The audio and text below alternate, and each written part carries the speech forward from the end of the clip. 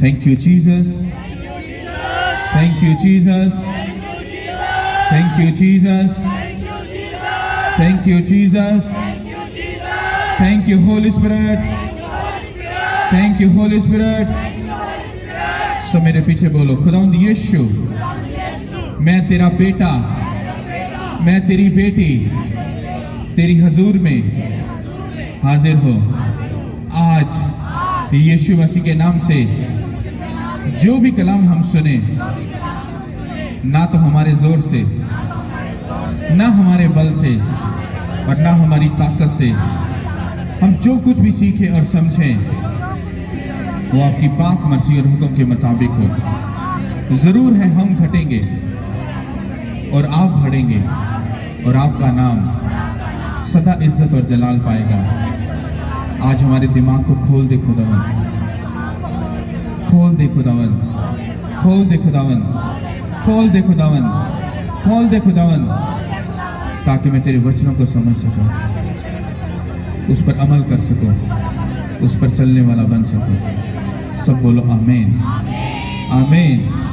जितनी ताकत हाथों में है, तारीफ कर दो खुदा, जितनी भी ताकत हमारे हाथों में, हालेलुया। कितने लोग उसकी प्रेजेंस में खुश हैं, हालेलुया। खुदा हम सबके साथ हैं। कितनों का बिलीव है खुदा हमारे साथ है? मैं एक हाथ में माइक पकड़ा, वरना मैं दोनों हाथ उठाता। Hallelujah, hallelujah. खुदा आपके साथ है, वो आपके बच्चों के साथ है, आपके घरानों के साथ है, आपकी फैमिलियों के साथ है। मैंने बोला प्रेस दो, प्रेस दो, प्रेस दो, प्रेस दो, यीशु के नाम के वसीला से। Hallelujah, thank you Lord. सब लोग अपनी बाइबल को निकालो। Hallelujah, thank you Lord. और बड़े ध्यान से सुनना। Hallelujah, thank you Lord. Okay, सब लोग तैयार हो? हालेलुया। आप लोग जब चर्च आते हो खुदा की प्रेजेंस में, तो क्यों आते हो? मैं खुद ही बताऊंगा, आप लोग सिर्फ सुनो। आप जब चर्च में आते हो, क्यों आते हो? आपके चर्च आने का एक मकसद होता है। किसका? खुदा का। अच्छा, आपको खुद भी ये मालूम नहीं है कि आप चर्च क्यों आए हो? मतलब अगर मैं डीप बात कर रहा हूँ, मैं ऊपर वाली बात नहीं करता, वो तो मुझे मालूम है। आपने इरादा किया कि मैं बीमार हूँ, मैं ट्रबल में हूँ, मैं परेशानी में, तो आप लोग आ गए हो। लेकिन आपको एक स्पिरिचुअल बात बोल रहा हूँ, अंदर की बात, कि आप क्यों आए हो चर्च में, ये आपको मालूम नहीं है। क्योंकि जिस दिन आपको ये मालूम पड़ेगा मैं चर्च में क्यों आया और क्यों आई हूँ, उस दिन आप ये बात समझ जाओगे। और उसके बाद जब आप लाइफ को जियोगे, तो आप वैसी लाइफ नहीं जियोगे जैसी अब जी रहे हो। हालेलुया। जब आप लोग चर्च में आते हो, तो खुदा का एक बड़ा गहरा मकसद होता है। क्या कोई भी बाप या माँ ये चाहते हैं कि आओ हम बच्चे पैदा करें, फिर उनको रुस्वा होने के लिए, कैंसर के लिए, शर्मिंदगी के लिए, दुख के लिए, तकलीफ के लिए उनको हम छोड़ दें, फेंक दें? क्या कोई ऐसा चाहता है? नहीं ना चाहता। इसी तरह से जब खुदा ने आप लोगों को जमीन पर पैदा किया और जमीन पर भेजा है, तो उसका आपके लिए बहुत बड़ा प्लान है, बहुत बड़ा मकसद है, ताकि आप लोग वो बातें समझ सको जो खुदा चाहता है। वो बातें नहीं जो आप चाहते हो, जो आपको समझ आ रही हैं, वो बातों की मैं बात नहीं कर रहा। जब आज से कोई 10-12 साल पहले जब मैं मसीह में आया था, जब सही मसीह बना था, तो उससे पहले मैं ये समझता था कि मेहनत करेंगे तो बैंक बैलेंस भी बनेगा, घर बनेगा, गाड़ी भी आएगी, सब कुछ आएगा, मेहनत करेंगे तो मैंने की भी, बहुत मेहनत की, लेकिन हाथ में क्या आया? कुछ भी नहीं। लेकिन पैसा बहुत कमाया, कपड़ा अच्छे से अच्छा पहना, अच्छे से अच्छा खाया, सब कुछ अच्छा किया। लेकिन जब मैं मसीह में पैदा हुआ नए सिरे से, जब मैं मसीह में आ गया, तो मुझे मालूम पड़ा ये सब चीजें मेरे लिए क्या है? वेस्ट है। पैसा आपकी जरूरत है, हमारी भी जरूरत है, चर्च की भी जरूरत है। हालेलुया। लेकिन हमें ये बात समझनी है कि हम दुनिया में क्यों आए हैं और हम चर्च क्यों आ रहे हैं। ये समझना आपके लिए बहुत जरूरी है, क्योंकि जब ये बात आप समझ जाओगे, आपके 99% जो केस हैं वो खुद ब खुद हल होने शुरू हो जाएंगे। और जब तक आपको यही नहीं मालूम आप चर्च क्यों आ रहे हो, तो आप वो चीज नहीं समझ सकते हो जो खुदा आपको समझाना चाहता है। हालेलुया। समझ आ रही कि नहीं आ रही? तो जब मैं मसीह में आया था तो मेरी जो उससे पिछली जिंदगी थी उसमें मैं नशे भी करता था, झगड़ा भी करता था, आप कह लो कि जो भी आपके दिमाग में आता सारे उल्टे काम करता था। तो जब मैं मसीह में आया था तो मुझे ये बात, मैं एक गलती बड़ी करता था कि जब मैं मसीह में आ गया तो मैं पीछे मुड़ मुड़ के बड़ा देखता था, पीछे मुड़ मुड़ के बड़ा देखता था। और मैं जैसे ही मुड़ के पीछे देखता था तो मुझे मेरा पास्ट जो था, मुझे जो मेरी पिछली वाली जो हरकतें थी या जो मेरी रविशें थी वो मुझे इशारा करती थी, वापस आ जा, वापस आ जा, वापस आ जा। लेकिन यीशु मसीह ने मुझे चुना था, उन्होंने मुझसे काम लेना था, तो वो मुझे संभाल के रखे थे, तो वो मुझे आगे ही लेकर चलते गए और मैं पीछे की तरफ बैक स्लाइड, मतलब पीछे को मैं नहीं हुआ। अगर आप बाइबल को गौर से पढ़ो तो जब खुदा ने लूत को और उसकी बीवी और उसके बच्चों को उधर से निकाला, तो बाइबल ये कहती कि जब फरिश्ता उसके पास आया तो उसने ये कहा कि जब तुम यहां से जाओगे तो पीछे मुड़ के ना देखना। क्यों ना देखना? ये नहीं था कि खुदा ने आग भेजनी थी तो उन्होंने आग नो, ये डीप स्टडी की ये एक पॉइंट है। जब आप पीछे मुड़ के देखते हो तो आपको आपकी वो गलतियां और गुनाह नजर आते हैं, और वही गलतियां और गुनाह फिर आपको आगे जाने नहीं देते। जब खुदा किसी बात से मना करता है तो उसके पीछे लॉजिक होता है। क्या होता है? लॉजिक होता है, मतलब उसके पीछे कोई ना कोई राज जरूर होता है। क्योंकि जैसे ही बाइबल कहती है कि लूत और उसका खानदान निकला, तो खुदा ने जब आसमान से आग को बरसाया तो लूत की बीवी ने जैसे पीछे मुड़ के देखा तो वो उसको अभी भी उसकी वो बदकारी वाली वो जिंदगी, वो गुनाह भरी जिंदगी, वो पास्ट में जो जितना भी वो गलत जगह पर रहते थे, उनकी संगतियां, उनकी सारी चीजें वो उनको पीछे की तरफ खींच रही थी। और उसने जैसे पीछे देखा, उसके गुनाह ने उसको पकड़ लिया और मार डाला। कितनों को समझ आ रही है? उसके बाद उसकी बीवी नमक का खंबा बन गई, उसके बाद उसका कोई जिक्र नहीं, क्योंकि वो खत्म हो गई। कितनों को मेरी बात समझ आ रही है? और जब आपको खुदा गुनाह से निकालता है तो वो ये चाहता है कि तुम पीछे अब मुड़कर नहीं देखोगे, क्योंकि अगर तुम पीछे मुड़कर देखोगे तो तुम्हारा पास्ट जो है वो तुम्हें बुलाएगा, वो तुम्हें इशारा करेगा, वो तुम्हें अपनी तरफ खींचेगा, वो तुम्हें अपनी तरफ पूरा फोर्स करेगा कि तू वापस आ जा, तू मेरा दोस्त है। ऐसे तो नहीं होता कि तू मुझे छोड़ के चला जाए, देख हमने इतना अच्छा टाइम गुजारा है, इकट्ठे बैठ के तो शराब पीते थे, अब तू छोड़ दिया, अब तू यीशु शुरू हो गया। पहले हम इकट्ठे बैठ के किसी की बेटी के लिए गंदी बातें करते थे, गंदा सोचते थे, कुछ गंदा करते थे, फिर लड़ाई करते, झगड़े करते थे, ये करते थे, वो कितना मजा आता था। आज तू सब कुछ छोड़कर, ना तो मुंह से गाली निकालता है, ना तो आंखों से गंदा देखता है, ना तो गंदा सुनता है, तू संडे को उठता है सीधा चर्च चला जाता है, और अगर और कोई दिन ठहराया तो संगति का उधर भी तू चला जाता है, और तू बिल्कुल पीछे वाली चीजों को छोड़ दी है, तू वापिस आ जा। लेकिन जब उसको ये बात मालूम पड़ती है कि मेरा पीछे जाना खतरे से खाली नहीं, तो वो फिर अपने आप को बचा के रखता है। ये जिम्मेदारी आप लोगों की है। अब जो लूत था वो जिस जगह पर रहता था, खुदा की नजर में वो जगह क्या थी? गलत थी, और खुदा नफरत करता था वहां के लोगों से, उस जगह से, सब चीजों से खुदा नफरत करता था। और जब वहां से उनको निकाला, लूत के घराने को, खुदा तो चाहता था कि ये बच जाएं, लेकिन उनकी पीछे की जो रविशें थी, आदतें थी, सोचें थी, ख्याल थे, जो उसने उसके पूरे खानदान की धज्जियां उड़ा दी।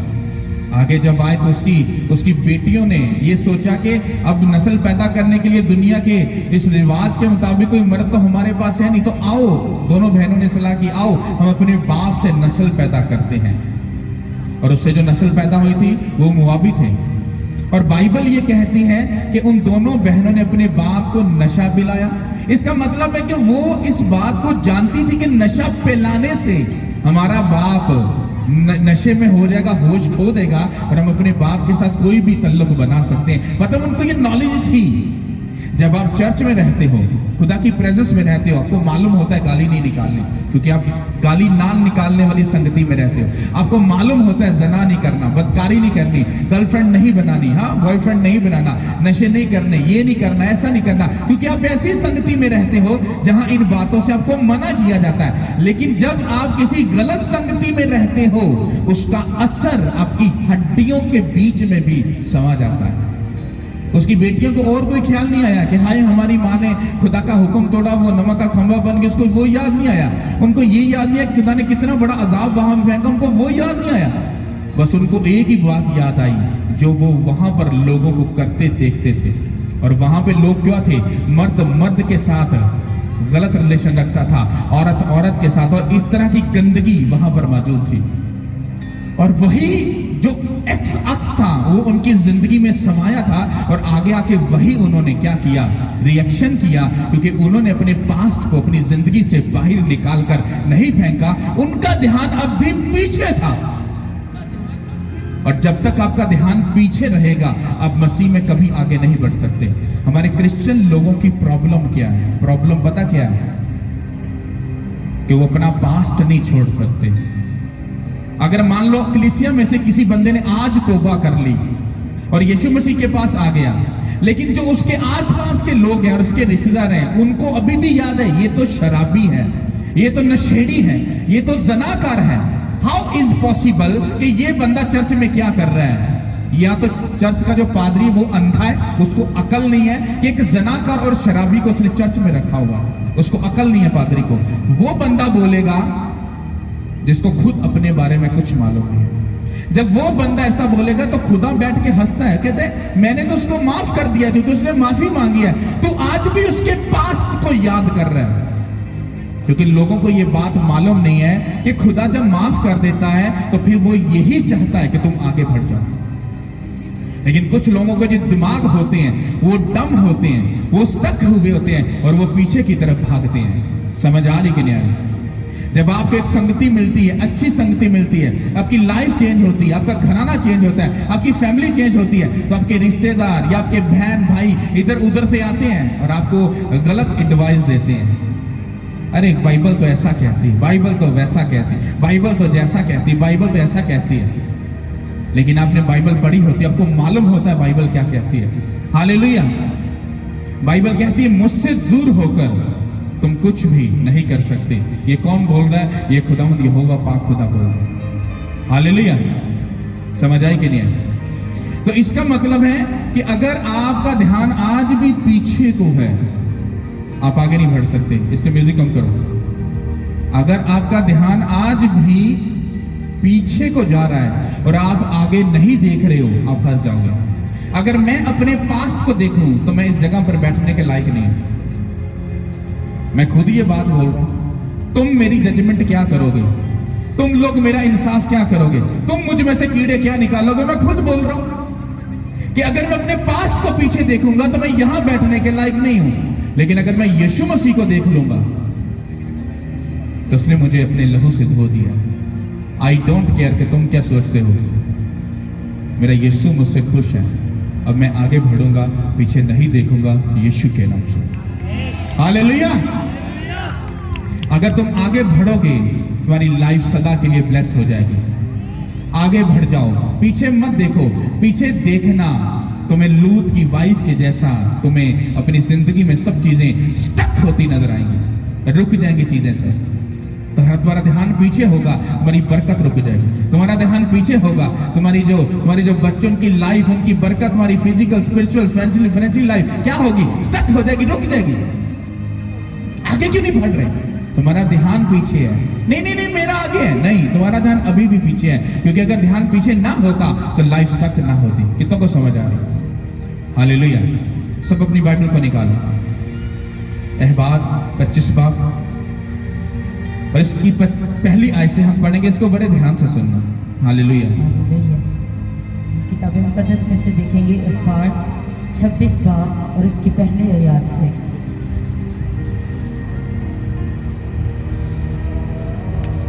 तुम अपने लिए बुत ना बनाना और ना कोई तराशी हुई मूरत या लाट अपने लिए खड़ी करना, और ना अपने मुल्क में कोई शिबेदार पत्थर रखना कि उसे सिजदा करो, इसलिए कि मैं खुदावन तुम्हारा खुदा हूँ।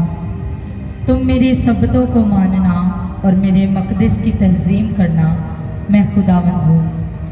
अगर तुम मेरी शरीयत पर चलो और मेरे हुक्मों को मानो और उन पर अमल करो। सब बोलो आमीन। हमने तीसरी आयत तक पढ़ा है।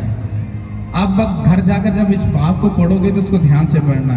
ये सिर्फ 3 वर्सेस जो है, 3 वर्सेस ये खुदा ने अपने बारे में कही हैं कि मैं खुदावंद खुदा हूँ। तुम कोई तराशी मूरत ना बनाना, कोई भी ऐसा पत्थर जिसको तराश कर बनाया हो अपने घर में सामने इधर उधर मत रखना। क्यों? क्योंकि ये मेरी नज़र में क्या है, ये गुनाह है, तो तुम ऐसा मत करना। फिर आगे दूसरी आयत में क्या लिखा है? लिखा है कि तुम मेरे सबतों को मानना और मेरे मक़दस की ताज़ीम करना, मैं खुदावंद हूँ। यानी कि खुदा आपसे कुछ डिमांड कर रहा है, कुछ, बस वो यही तो कह रहा है कि मेरे सबत के दिनों को, यानी कि जो दिन मैंने तुम्हारे लिए ठहराया, कहता तुम उसको जस्ट मानना, फिर मेरे कवानीन और जो हुक्म है उन पर तुम चलना, उसको मानना। That's it. ये तीन चार बातें हैं जो खुदा ने बोली है। वो सिर्फ आपको मांग रहा है कि मेरे बेटे मेरी बेटी मेरे पास आ जा और तू मेरे कलाम को सुन, समझ और उस पर चल, उस पर अमल कर और उसके मुताबिक चल, तो मैं तेरी लाइफ में क्या करूंगा ये हम आगे देखते हैं। 3 बातें उसने अपनी डिमांड बोली हैं अपने लिए, और तुम्हारे हक में कितना कुछ बोला है ये मैं तुम्हें बताता हूँ। हालेलुया। अब हम तीसरी आयत से पढ़ेंगे, चौथी आयत से। तो मैं तुम्हारे लिए बरवक्त मींह बरसाऊंगा और ज़मीन से अनाज पैदा होगा और मैदान के दरख्त फलेंगे, यहाँ तक कि अंगूर जमा करने के वक्त तक तुम दावते रहोगे और जोतने बोने के वक्त तक अंगूर जमा करोगे और पेट भरने अपनी रोटी खाया करोगे और चैन से अपने मुल्क में बसे रहोगे। और मैं मुल्क में अमन बख्शूंगा और तुम सोओगे और तुमको कोई नहीं डराएगा, और मैं बुरे दरिंदों को मुल्क से नेस्त कर दूंगा और तलवार तुम्हारे मुल्क में नहीं चलेगी, और तुम अपने दुश्मनों का पीछा करोगे और वो तुम्हारे आगे आगे तलवार से मारे जाएंगे, और तुम्हारे 5 आदमी 100 को रंगे देंगे और तुम्हारे 100 आदमी 10,000 को गिरे देंगे, और तुम्हारे दुश्मन तलवार से तुम्हारे आगे आगे मारे जाएंगे। और मैं तुम पर नजरे अनायत रखूँगा और तुमको ब्रोमंद करूँगा और बढ़ाऊँगा, और जो मेरा अहद तुम्हारे साथ है उसे पूरा करूँगा, और तुम अरसा का ज़हीरा किया हुआ पुराना अनाज खाओगे और नए के सबब से पुराने को निकाल बाहर करोगे, और मैं अपना मस्कन तुम्हारे दरमियान कायम रखूँगा और मेरी रूह तुमसे नफरत ना करेगी, और मैं तुम्हारे दरमियान चला फिरा करूँगा और तुम्हारा खुदा होऊंगा और तुम मेरी कौम होगे।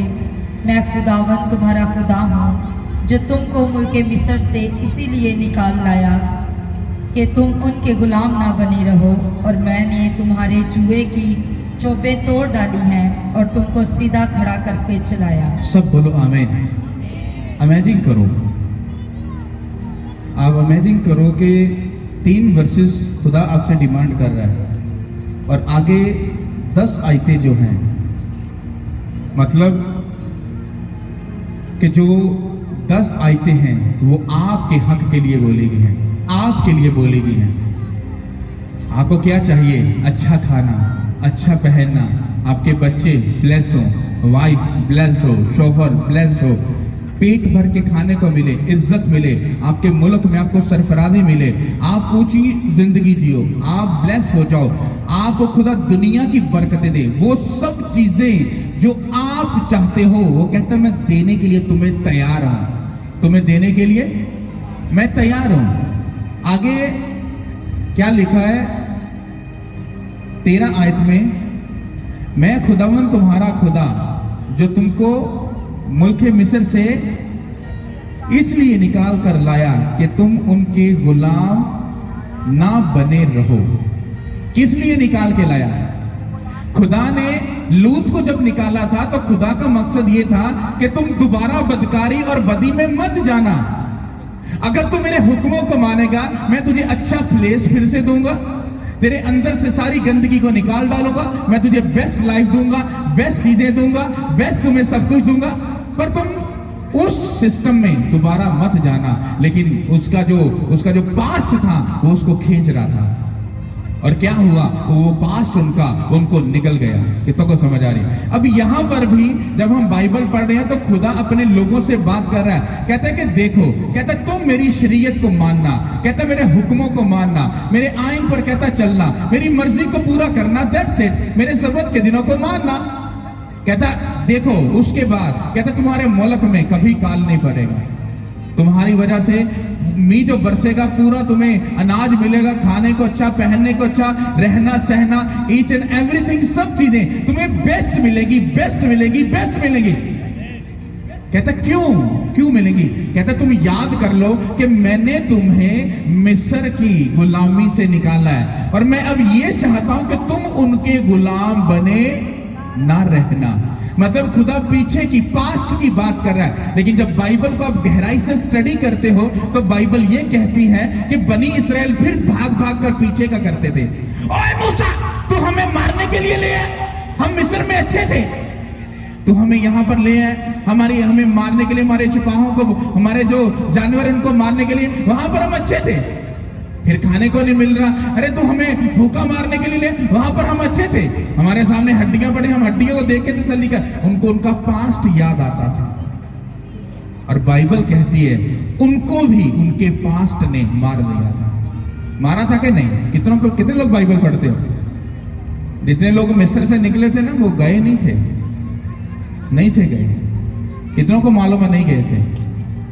क्या हुआ था?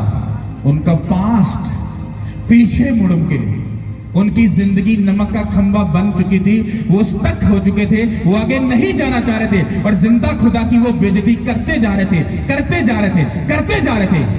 और आखिरकार खुदा ने कहा मूसा पीछे हटता। कहता खुदाओं ने जना करी, कहता तेरी नस्ल, तेरी कौम, कहता लोकां 'च तेरा चर्चा हो गया है कि जरा बनी इसराइल जरा खुदा है, कहता ना समंदर चीर के अपने लोगों को बचा लेता है। कहता हुण जो तेरे बियाबान च मारता, लोग तेरे ते उंगली चुकणगे। तो बात उसने बड़ी पावरफुल की, और खुदा ने कहा इट्स ओके, नहीं मारूंगा। कहता पर मूसा बात सुन, कहता इनको छोड़ूंगा नहीं। क्या करूंगा? छोड़ूंगा नहीं। कहते इनको छोड़ूंगा नहीं। अब तू आगे चल। हुआ क्या? 40 साल इथों घूमे, फिर उठे, इथों घूमे, फिर उठे।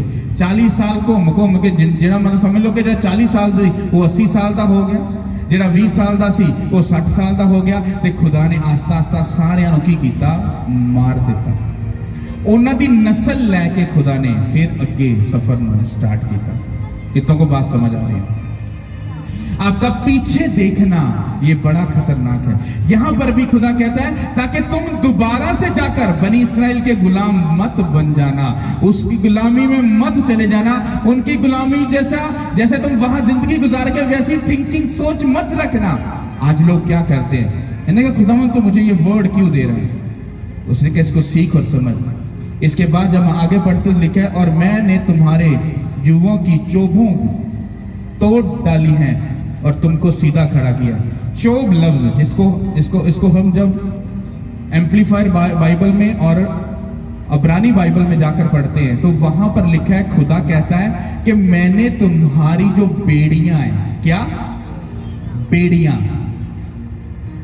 वो मैंने तोड़ डाली हैं। उन बेड़ियों ने तुमको दबा के तुमको गुलाम बनाकर रखा था। मैंने उन बेड़ियों को तोड़ डाला है और तुमको सीधा खड़ा कर दिया। कहता है उठ, आगे बढ़। क्या यसाया 60:1 में लिखा है, उठ और मुनव्वर हो क्योंकि तेरा नूर आ गया और खुदा का जलाल तुझ पर जाहिर हुआ है। कहता मेरे बेटे, मैंने तुझे सीधा खड़ा कर दिया है, अब आगे बढ़ जा, गुलामी की तरफ मत जाना क्योंकि मैंने तुझे आजाद कर दिया है यीशु के नाम के वसीले से। नहीं खुदा मुझे समझ आ रही है, उनको बोल पास्ट तुम क्या थे वो मैटर नहीं करता, तुम कितने गुनाहगार थे, तुम क्या थे ये मैटर नहीं करता। लेकिन ऐसा नहीं कि तुम तौबा करके बपटिज्म लेके मसीह के साथ जब चलना शुरू करो तो तुम थोड़ा थोड़ा पीछे भी अपने आप को रखो और आगे भी खुदा के साथ चलो। अगर ऐसा करोगे तो तुम्हारी जिंदगी बनी इस्राएल की तरह तुमको ऐसा ही लगेगा, खुदा मेरे साथ है, खुदा मेरे साथ है, खुदा मेरे साथ है। तुम फिर वहीं पे आ जाओगे और ऐसा करते करते 60 साल उम्र होगी, फिर एक दिन दिल का दौरा पड़ जाएगा या चक्कर खाओगे या बीपी लो होगा, किडनियां फेल हो जाएंगी तो मर जाओगे और जमीन में चले जाओगे। मैं तो खुदा के साथ ही रहा, मैंने तो खुदा के साथ वफादारी के साथ जिंदगी गुजारी। फिर तू अभी बेइज्जती की जिंदगी क्यों सारी जिंदगी जीता रहा है? उसने तो तुम्हें कहा मैंने तुझे दुम नहीं बल्कि सर ठहराया है, मैंने तुम्हें पस नहीं बल्कि सरफराज करने के लिए बुलाया है। फिर आज भी क्रिश्चियन लोग अगर ये कहते हैं हम ब्लेस्ड हैं, हमें सब कुछ मालूम है, हम अच्छे हैं, फिर आज भी तुम अपनी जिंदगी को गौर करो, तुम्हारी जिंदगी में आज भी वो बेड़ियां हैं क्योंकि तुमने अपने पास्ट को नहीं छोड़ा। तुम आज भी बाबे, जादू टूने और हर तरह की गंदी एक्टिविटी में शामिल हो। तुमने वो जुए दोबारा से डाल लिए हैं और तुम्हें ये लगता है कि तुम उसमें नहीं हो। कितना को बात समझ आ रही है? आज हम ऐसी जगहों पर भी जाते हैं जहां जाने से बाइबल हमें मना करती है, लेकिन फिर भी हम जाते हैं और जाकर वहां पर सजदे करते हैं, हम सब कुछ करते हैं। अगर शैतान पीछे अगर उसकी जहनियत कुछ और थी तो आज अगर वो थोड़ा सा टेक्निकल बन गया है तो इसका मतलब उसने गिराने के तरीके भी टेक्निकल बना लिया। समझ आ रही कि नहीं आ रही? अगर ये मेरे सामने अगर एक गमला पड़ा है, बेशक ये खुदा की प्रेजेंस में पड़ा है, बट मुझे ये अलाउ नहीं कि मैं इसके आगे सजदा करूं। अगर ऐसी नौबत है तो मैं ठुड्डा मार के उधर फेंक दूंगा, चाहे ये कितना भी कीमती क्यों ना हो, क्योंकि ये मेरे यीशु से बढ़कर नहीं है। हालेलुया। और तुम कलाम को तोड़ और मड़ोड़ कर अपनी जिंदगी में उसको सवार कर अपने मर्जी से तरीके से उसको लेकर नहीं चल सकते, वरना शर्मिंदगी आपकी जिंदगी का हिस्सा बन जाएगी। बाइबल जैसा सिंपल सी तो बात कह रही है कि तू मेरे कलाम को खुद पढ़। खुद हमने बाइबल नहीं पढ़नी, पर 4 बातें उधर से पकड़नी है, 4 उधर से पकड़नी है और फिर हमने टिप्पणियां करनी शुरू कर देनी है। पादरी ऐसा, पादरी जैसा, पादरी कैसा, पादरी ये, पादरी वो। अरे मेरे भाई, मुझसे बिगड़ा इंसान कौन हो सकता है? तो 12 साल में जो मेरे साथ हुआ है, अगर मैं एक एक लम्हा तुम्हें अपना दिखाऊं, अपना सुनाऊं, तुम्हें तो पूरा पास सुनाऊं ना तो तुम्हारे रोंगटे खड़े हो जाएंगे। नाक की लकीरें भी ये भी कम है, इससे भी ज्यादा खुदा मेरे साथ कर चुका है। तुम क्या समझते हो कि मसीह में जलना क्या आसान है? अगर आसान होता तो यीशु मसीह को हाथ में कील ना उठाने, वो ठोकते उनके हाथ में, वो बड़े प्यार से आते कहते तौबा कर लो, तो यीशु मसीह उनका जहन बदल सकते थे, सब कुछ कर सकते थे। नो, वहां पर एक ऐसा प्रोसेस हुआ था कि जो दिल को हिलाता है। इसी तरह से आपको यह बात याद रखनी है कि जो बाइबल कहती है उसको हमने मानना है। अगर बाइबल की बात हम नहीं मानेंगे, हम अपनी लाइफ में ठोकर खाएंगे। इसलिए मैं बोलता हूं कृपया बाइबल पढ़ो, और यंग लोग जो हैं वो ज्यादा बाइबल पढ़ें। वो तो ऐसी बुरी संगतियों में जा रहे हैं, इतनी टेढ़ी राहों पर जा रहे हैं और इतने गलत वर्ड अपने मुंह से निकाल रहे हैं, उनको मालूम नहीं वो लानत के टोकड़े नहीं, पहाड़ अपनी जिंदगी में खड़े कर रहे हैं। फिर आगे जाके मैरिज पूरी श्रापत, मतलब कि लानती मैरिज लाइफ होगी। बच्चे जो पैदा होंगे वो भी बिल्कुल बिल्कुल नॉन बिब्लिकल होंगे। वो कि ऐसा कैसे हो गया? फिर तुम 50 साल की उम्र में जाके बोलोगे बेटा गलत काम नहीं करना, तब तक वो इतना बदतमीज हो गया होगा, वो कहेगा शट अप, मुझे मालूम है बच्चा नहीं हूं मैं। वो उसने क्यों बोला? क्योंकि तुमने अपने बाप की इज्जत जवानी में नहीं की थी। कितनों को समझ आ रही? अपना पास्ट जो है, जो पीछे था, उसकी मतलब पीछे मुड़ के नहीं देखना, आगे बढ़ जाओ। तुम गिरोगे वो उठा लेगा, गिरोगे वो उठा लेगा, गिरोगे वो उठा लेगा, गिरोगे वो उठा लेगा। तुम जितनी बार गिरोगे वो उठा लेगा, क्योंकि उसने तुम्हें उठाने के लिए और आगे बढ़ने के लिए तुम्हें खरीदा है। ऐसा नहीं है कि उसने अपना खून बहाकर ऐसे वेस्ट कर दिया, तुम्हें कितनी प्रॉब्लम देने के लिए, तुम्हें शैतान तुम्हारे अंदर घुस जाए, तुम्हें कैंसर हो जाए, टीबी हो जाए, शुगर हो जाए, कितनी तुम्हारी खराब, इसलिए उसने अपना खून बहाकर तुम्हें खरीदा? नो, उसने तो कहा तू अपने बदन से मेरे नाम को इज्जत और जलाल देना, क्योंकि तू मेरा टेंपल, मेरा घर है, मैं तुझ में रहूंगा आकर, मैं तुझ में चलू फिरूंगा, सुकून करूंगा।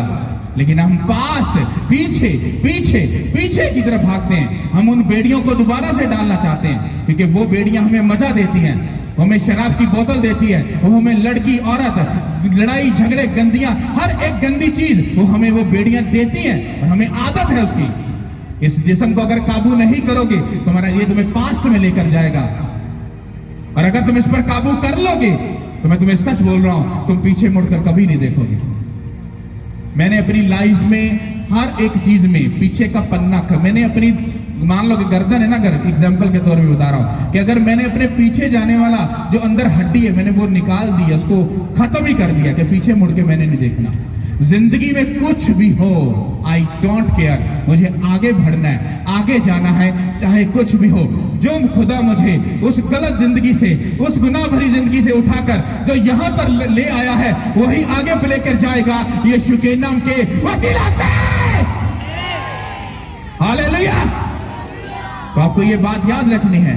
यहां पर मैंने आपको क्या बोला, इसको हम आगे बढ़ेंगे 14 आयत से। अगर तुमने इस बात को जो मैंने तुम्हें बोली है, अगर तुमने इसको हकीर जाना और पीठ पीछे फेंक दिया, तो सुनो आगे क्या होता है। अब खुदा गुस्से में आ गया, सुनो इसको। लेकिन अगर तुम मेरी ना सुनो और इन सब हुक्मों पर अमल ना करो और मेरी शरीयत को तरक करो, और तुम्हारी रूहों को मेरे फैसलों से नफरत हो, और तुम मेरे सब हुक्मों पर अमल ना करो बल्कि मेरे अहद को तोड़ो, तो मैं भी तुम्हारे साथ इसी तरह पेश आऊँगा कि दहशत और तपे तक और बुखार को तुम पर मुकर्रर कर दूंगा, जो तुम्हारी आंखों को चौपट कर देंगे और तुम्हारी जान को भुला डालेंगे, और तुम्हारा बीज बोना फजूल होगा, क्योंकि तुम्हारे दुश्मन उसकी फसल खाएंगे, और मैं खुद भी तुम्हारा मुखालिफ हो जाऊंगा, और तुम अपने दुश्मनों के आगे शिकस्त खाओगे, और जिनको तुमसे अदावत है वही तुम पर हुक्मरानी करेंगे, और जब कोई तुमको रंगेदता भी ना होगा तब भी तुम भागोगे, और अगर इतनी बातों पर भी तुम मेरी ना सुनो तो मैं तुम्हारे गुनाहों के बाइस तुमको 7 गुनी सजा और दूंगा। मैं इस पे अमीन मत बोलना, कि तुमको समझ आ रही है। हालेलुया। तो मैं जब इसको पढ़ता हूं तो मैं डर जाता हूं, क्योंकि मैं इसको पर्सनल ले लेता हूं। कि तुमको समझ आ रही है। बुखार, बीमारी, काल, कहते जो तुम्हारे मुखालिफ है, जो तुम्हारे मुखालिफ है वही तुम पर हुकूमत करेंगे, अगर कहता तुम मेरी बात नहीं मानोगे। और मैं जो बात कर रहा हूं आपको अच्छे से समझ आ रही है, समझ आ रही कि नहीं आ रही, कि नहीं आ रही है, बड़ी सोहनी समझ आ रही है। कहते जो तुम्हारे मुखालिफ हैं, कहता कि तुम मेरी बात नहीं मानोगे, कहता वही तुम पर हुकूमत करेंगे। कहता बुखार, बीमारी, बेइज्जती, शर्मिंदगी, कहता बोगे, और कहता फसल भी काट लोगे, पर कहता दुश्मन वैरी आएगा सीक्रेट, चुपके से, और तेरा सारा फसल, तेरा सारा बीज खा जाएगा। लेकिन इतना कमाया किधर गया, क्यों, क्या लिखा है? लेकिन अगर तुम मेरी ना सुनो और उन सब हुक्मों पर अमल ना करो और मेरी शरीयत को तर्क करो, और तुम्हारी रूह को मेरे फैसलों से नफरत हो, और तुम मेरे सब हुक्मों पर ना अमल करो बल्कि मेरे अहद को तोड़ो, तो आगे वो सारी चीजें लिखी। कितनों को समझ आ रही है? हालेलुया। एक क्रिश्चियन बंदा तब अपना मुंह खोले अगर उसने बाइबल पढ़ी है तो। मैं तुम्हें सच बोल रहा हूं, अगर मैं अपनी लाइफ में जब नया नया पादरी बना था तो मुझे अकल इतनी नहीं थी, तो मैं बड़ा डिस्कस करता था पास्टर्स को। जब मेरे स्पिरिचुअल फादर की बात मेरे कान में पड़ी कि जो बंदा पास्टर्स के बारे में डिस्कस करता है वो नॉनसेंस है, वो बंदा है ही नहीं है, वो बहुत ही गिरा हुआ इंसान है। क्यों? अगर एक पास्टर अगर गलत चल रहा है तो उसको खुदा ने चुना, उसने खुदा का गुनाह किया है, तो उसका फैसला कौन करेगा? तुम करोगे? कौन करेगा? खुल के बोलो, वो तो सज्जे खब्बे से बड़ा है बोल दो, तो खुल के बोलो, कौन फैसला करेगा? कौन करेगा? खुदा करेगा ना। तो तुम अपने मुंह से क्यों बोलकर अपनी जिंदगी के ऊपर अजाब फेंकते हो? क्यों अपने ऊपर लानत को रिलीज करते हो? जब मुझे ये बात मालूम पड़ गई, ये बात को बहुत अरसा हो चुका है, तब से लेके आज तक मैं कभी किसी पास्टर्स के खिलाफ नहीं बोलता। मैं सब पास्टर्स को कहता हूँ ये सब मुझसे सीनियर है और मैं इनका जूनियर हूँ। कोई पास्टर मिलेगा मैं झुककर सलाम करता, कभी भी मैं अकड़ कर और पादरी साहब मैं ऐसा कभी नहीं करता। मैं झुककर सलाम करता हूँ क्योंकि मुझे मालूम है, बाइबल में लिखा है झुके हुए दरख्त को फल लगता है। कितनों को समझ आ रही है? तो अगर मुझे अपनी लाइफ में आगे जाना है तो मुझे उन सब बातों को फॉलो करना पड़ेगा, मुझे खुदा के कलाम की सब बातों को समझना पड़ेगा, उसको डीप जाकर पढ़कर समझकर अपनी जिंदगी को लेकर चलना पड़ेगा। तुम उसी में बढ़ना चाहते हो तो बाइबल पढ़ो, बाइबल पढ़ो, बाइबल पढ़ो। जब तुम बाइबल पढ़ते हो तुम्हें मालूम पड़ता है तुम्हें किस तरह से चलना है और कैसे चलना है। अगर तुम बाइबल नहीं पढ़ोगे तुम उन चीजों को कभी नहीं समझ सकते जो खुदा तुमको सिखाना और समझाना चाहता है। समझ आ रही कि नहीं? आपको मालूम है, आप लोग मान लो कि अगर यहाँ पर 100-150 लोग बैठे हो, अब सुनो, मैं कलाम सुना रहा हूं, आप में से कलाम वही समझ सकता है जो दिल से कहेगा यीशु आज मेरे दिमाग को खोल, मैं तेरे कलाम को समझ सकूं। क्योंकि अगर तू खोलेगा नहीं मैं नहीं समझ सकता।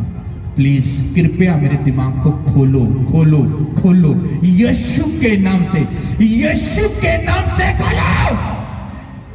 फिर दिमाग खुलेगा, फिर आपको वचन समझ आएगा।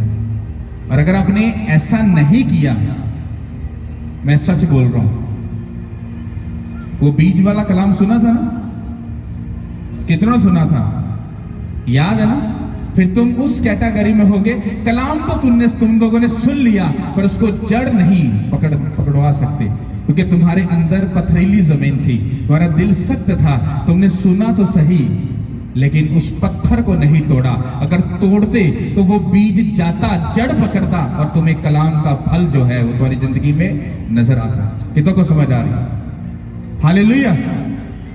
तो सिंपल सी बात है, यहां पर खुदा अपने लोगों को क्या बताना चाह रहा है, उनका क्या वर्ड जो आपको मैं देना चाह रहा हूं कि तुम अपनी लाइफ में पीछे मुड़कर मत देखो। अगर पीछे मुड़कर देखोगे तुम आगे कभी नहीं जा सकते।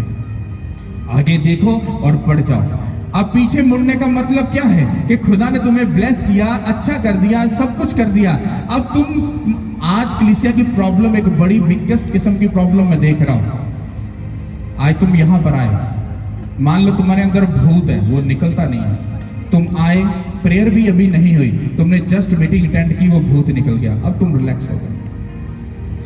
अब जब तुम रिलैक्स हो गए, अब तुम्हें मान लो कि 1 घंटा सफर करके फिर यहां पर आना पड़ रहा है। अब तुम क्या करोगे? जब तुम पीस में आ गए हो, इत्मीनान में आ गए हो, तुम्हारी जान को सुकून मिल गया, अब तुम यार एड्डी दूर जो जाना है, इत्थे भी तो खुदा ही रहता। घर के कोल भी चर्च ही है ना, ये साडे बाप दादा इत्थे जाते, ये भी चर्च ही, ये केड़ा कोई नकली चर्च है? इत्थे भी तो खुदा का कलाम ही होंदा है ना। तो आप क्या करते हो? आप उस प्रोसेस को छोड़कर आप उसी जगह पर चले जाते हो। मैं ये नहीं कहता वो गलत है। आपको डिलीवरेंस मिली कहां से? आपकी लाइफ बदली कहां से? चेंज कहां से हुई?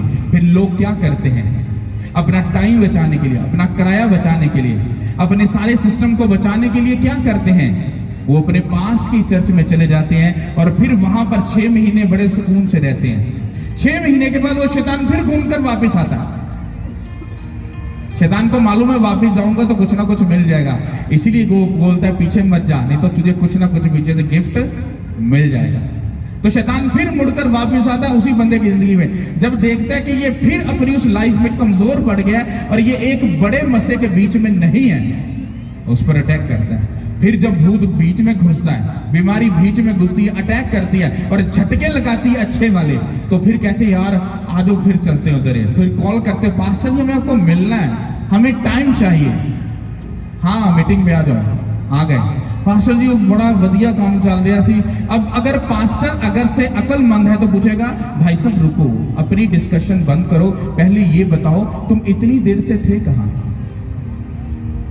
ओ पास्टर जी मसला ये था, हमें आने में बड़ा टाइम लगता था, वो ना हमारे पास रेंट नहीं होता था। पास्टर जी देश देश देश देश देश देश इतनी सारी। अच्छा अब तुम्हारे पास किराया है, अब तुम्हारे पास टाइम है, क्यों? क्योंकि भूत बीच में आ गया और भूत ने तुम्हारी जिंदगी का पकड़ कर तमाशा बना दिया। अब सब कुछ कर सकते हो। इसका मतलब क्या हुआ? इसका मतलब यह हुआ कि जब हमें पीस और इत्मीनान मिल जाता है हम फिर पीछे की तरफ भागते हैं।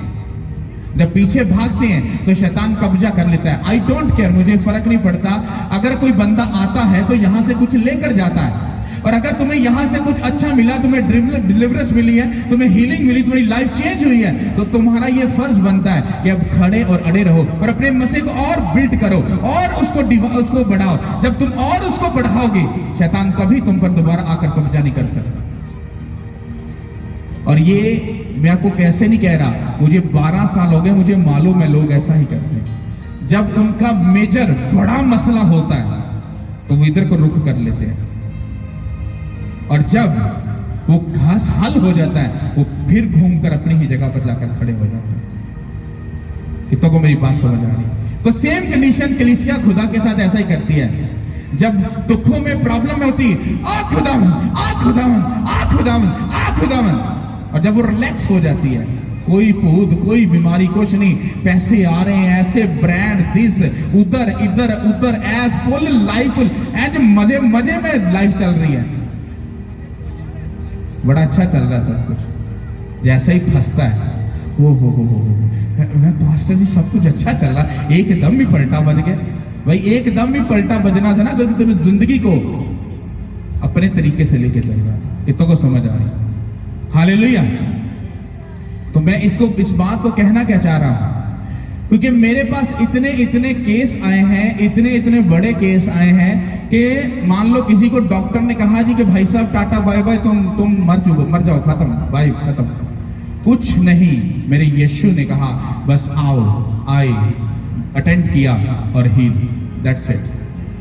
फिर अगले 3 महीने चर्च में नजर, उसके बाद आज 3 साल हो गए कोई चर्च में नजर नहीं आ रहा।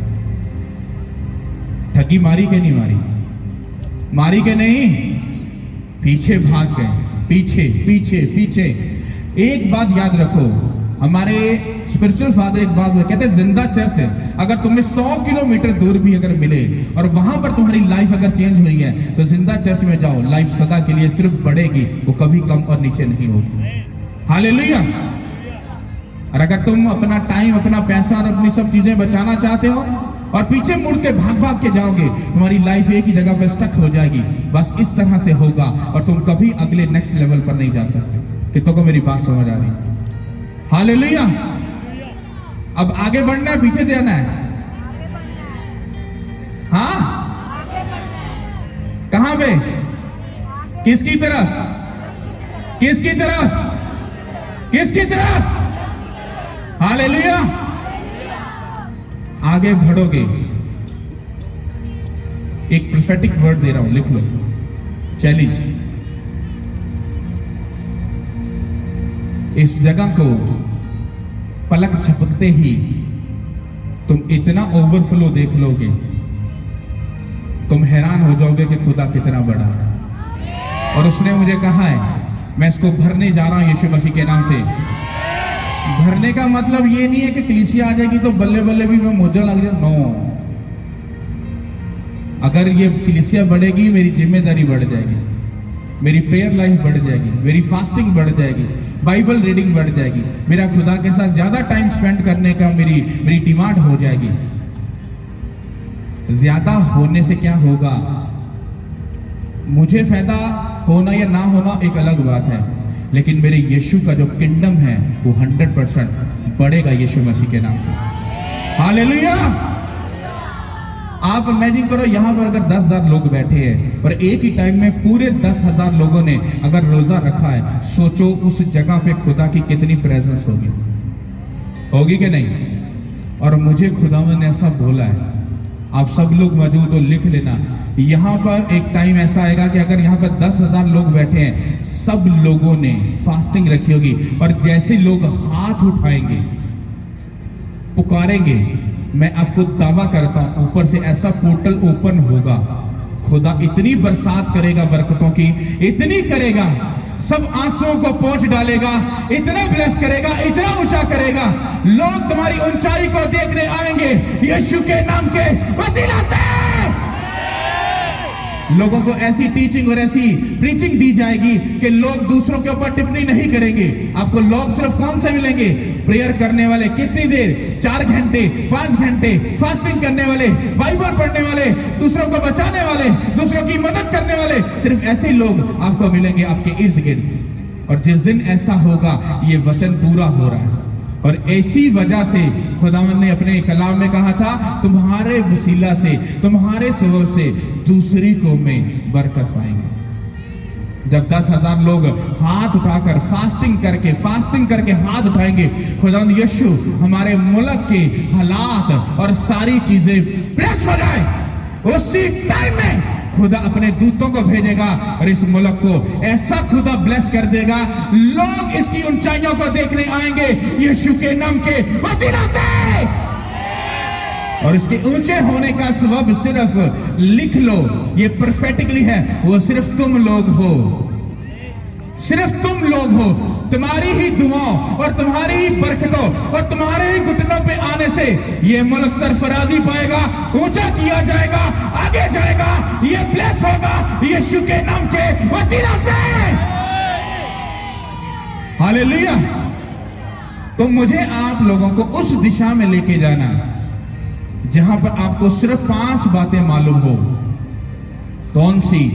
उठते बैठते सोते खाते पीते मुझे प्रेयर में जाना, मेरे प्रेयर का टाइम है, मुझे फास्टिंग करनी है क्योंकि खुदावंद ने मुझे हुक्म किया है, मुझे बाइबल पढ़नी है, और मुझे गुनाह से क्या रहना है? दूर रहना है। और अगर हम गुनाह से दूर नहीं रहेंगे तो बाकी सारी चीजें वेस्ट हो जाएंगी। लेकिन अगर तुम गुनाह से दूर रहोगे, बाइबल पढ़ोगे, फास्टिंग करोगे, प्रेयर करोगे और अपना बेस्ट बोल रहे हो, मैं आपको सच बोल रहा हूं, आपका जो आस पड़ोस होगा वो इतना ब्लेस हो जाएगा, इतना ब्लेस हो जाएगा, इतना ब्लेस हो जाएगा, वो कहने पर मजबूर होंगे तुम जिंदा खुदा के बेटे और बेटियां हो।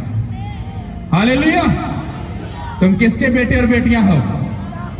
लेकिन आज लोग क्या कहते हैं? वो तुम्हें दूर से देख के बोलेंगे ये नशेड़ी है, 100% ये मसीह है, क्रिश्चियन। लेकिन होना क्या चाहिए? वो तुम्हें दूर से देखे, वो बोले यार इनके चेहरे देखो, तुम्हें खुदावंद का नूर इन पर नजर आएगा, ये ब्लेस्ड लोग हैं यीशु के नाम से। वो क्यों नजर आ रहा है? चेहरा वैसा ही है, लेकिन जो तुमने फास्टिंग की और घर से प्रेयर करके निकले हो तो खुदावंद का जलाल तुम्हारे ऊपर, उसका अबर तुम्हारे ऊपर ठहरा हुआ है, और तुम दूर से ही तुम चमकते हुए नजर आओगे यीशु के नाम के वसीला से। अब तुमने अपनी पास्ट की जिंदगी जीनी है या तुमने आगे जाना है? अगर आगे जाने के लिए तैयार हो तो जितनी बरकतें यहां पर पड़ेगी ये तुम्हारी जिंदगी में आ रही है यीशु मसीह के नाम से। हालेलुया। सब बोलो आमीन, आमीन, हालेलुया।